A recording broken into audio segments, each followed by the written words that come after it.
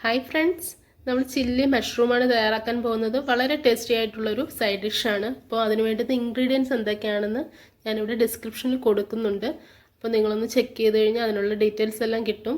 അതുപോലെ തന്നെ വീട്ടിൽ വളരെ ഈസി ആയിട്ട് നമുക്ക് എങ്ങനെ തയ്യാറാക്കാമെന്നാണ് ഞാനിവിടെ കാണിച്ചു തരാൻ പോകുന്നത്. അപ്പോൾ മഷ്റൂമൊക്കെ നന്നായിട്ട് വാഷ് ചെയ്ത് വെച്ചിട്ടുണ്ട്. ഇനി നമുക്കതിലേക്ക് ആവശ്യത്തിനുള്ള ബാറ്റർ ഒന്ന് തയ്യാറാക്കി എടുക്കാം. 4 ടേബിൾ സ്പൂൺ മൈദ, 4 ടേബിൾ സ്പൂൺ കോൺഫ്ലവർ, പിന്നെ ആവശ്യത്തിന് ഉപ്പുമാണ് ഞാൻ ചേർത്ത് കൊടുക്കുന്നത്. 400 ഗ്രാം മഷ്റൂമാണ് ഇവിടെ എടുത്തിട്ടുള്ളത്.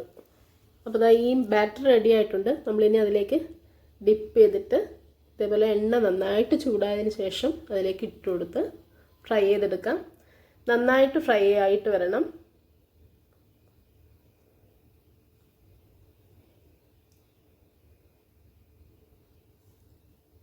ഇതേപോലെ ഇട്ട് കൊടുക്കുക. ഇപ്പം ഇങ്ങനെ എല്ലാം കൂടെ കൂടിച്ചേർന്നിരുന്നാലും കുഴപ്പമില്ല. നമ്മളത് ഫ്രൈ ചെയ്തെടുത്ത് കഴിയുമ്പോഴത്തേക്ക് അത് നമുക്ക് സെപ്പറേറ്റ് ആക്കി എടുക്കാവുന്നതേ ഉള്ളൂ. വേറെ വേറെ ആയി കിട്ടും. ഫ്രൈ ചെയ്യുമ്പോൾ 2 സൈഡും തിരിച്ചുകൂടി ഇട്ട് കൊടുത്ത് നന്നായിട്ട് മൊരിച്ചെടുക്കണം.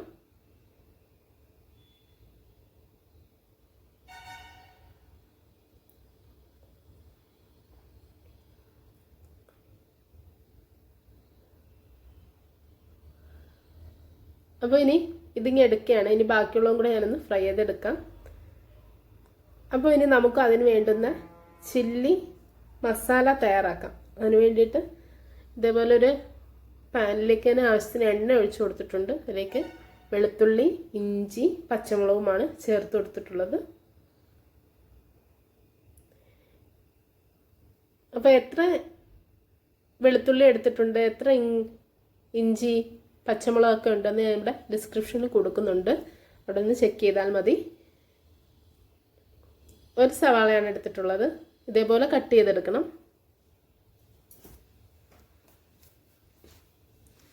ഈ സവാള ഒന്ന് ചെറുതായിട്ട് വാടി വരുമ്പോഴത്തേക്ക് നമുക്ക് അടുത്ത ഇൻഗ്രീഡിയൻസ് ആയിട്ടുള്ള ക്യാപ്സിക്കം കൂടി ചേർത്ത് കൊടുക്കാം.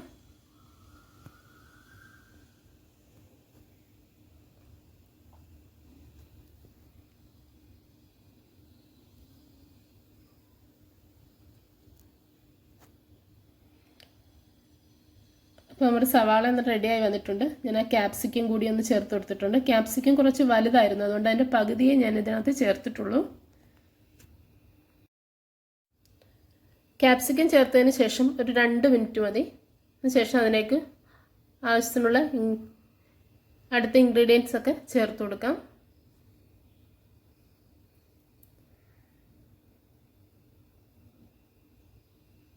ഇതിന് ചേർക്കുന്ന ഉപ്പൊക്കെ അവസാനം ചേർത്താൽ മതി. ആവശ്യമുണ്ടെങ്കിൽ മാത്രം ചേർത്താൽ മതി.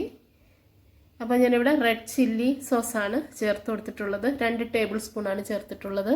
ഇനി അടുത്തത് സോയാ സോസ്, അതും ഇതുപോലെ 2 ടേബിൾ സ്പൂണാണ് ചേർത്ത് കൊടുത്തിട്ടുള്ളത്. ഒരു 1/2 ടീസ്പൂൺ കുരുമുളക് പൊടിയും കൂടി ചേർത്തിട്ടുണ്ട്, ബ്ലാക്ക് പെപ്പർ. ഇനി നന്നായിട്ടൊന്ന് മിക്സ് ചെയ്യുക. ഇത് നന്നായിട്ടൊന്ന് ഈ ഗ്രേവി ഒന്ന് കുറുകി വരണം. അതിന് മുമ്പ് കുറച്ച് കോൺഫ്ലവർ, ഒരു ടേബിൾ സ്പൂൺ കോൺഫ്ലവർ കുറച്ച് വെള്ളത്തിൽ, 1 കപ്പ് വെള്ളത്തിൽ ഇങ്ങനെ എടുത്തിട്ട് ഒന്ന് മിക്സ് ചെയ്തെടുത്തിട്ടുണ്ട്. ഈ ഗ്രേവി ഒന്ന് കുറച്ച് തിക്കാവാൻ വേണ്ടിയിട്ടാണ് അത് ചെയ്തിട്ടുള്ളത്. അപ്പോൾ ഞാൻ അതും കൂടെ ഒഴിച്ചു കൊടുത്തിട്ടുണ്ട്. അത് തിളച്ച് വന്നപ്പോൾ അത് നമ്മൾ ഫ്രൈ ചെയ്ത് വെച്ചിട്ടുള്ള മഷ്റൂമും കൂടെ അതിലേക്ക് ആഡ് ചെയ്ത് കൊടുക്കുകയാണ്.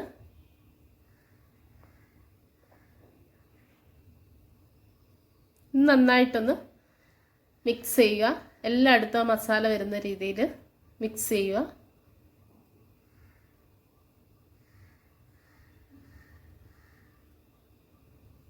ഇത് മിക്സ് ചെയ്തതിന് ശേഷം 2 മിനിറ്റ് കഴിയുമ്പോൾ നമുക്ക് സ്റ്റൗ സ്വിച്ച് ഓഫ് ചെയ്യാം.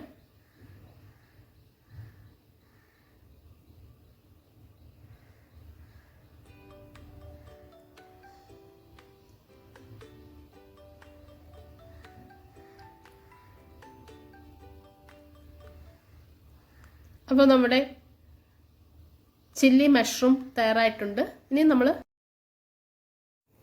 അടുത്തതായിട്ട് സ്പ്രിംഗ് ഒനിയനാണ് ചേർത്ത് കൊടുക്കുന്നത്. നമ്മൾ സ്റ്റൗ സ്വിച്ച് ഓഫ് ചെയ്തതിന് ശേഷം ചേർത്ത് കൊടുത്താൽ മതി. ഇതേപോലെ ചെറുതായിട്ട് കട്ട് ചെയ്ത് ചേർത്താൽ മതി. ഉള്ളിയുടെ തണ്ടാണ് സ്പ്രിംഗ് ഒനിയൻ. അപ്പോൾ വളരെ ഈസി ആയിട്ടുള്ള റെസിപ്പിയാണ്. എല്ലാവരും വീടുകളിൽ ട്രൈ ചെയ്ത് നോക്കുക. അപ്പോൾ ഇതേപോലെ വെറൈറ്റി ആയിട്ടുള്ളൊരു റെസിപ്പിയായിട്ട് കാണുന്നവരെ എല്ലാവർക്കും എൻ്റെ താങ്ക്സ്. ബൈ.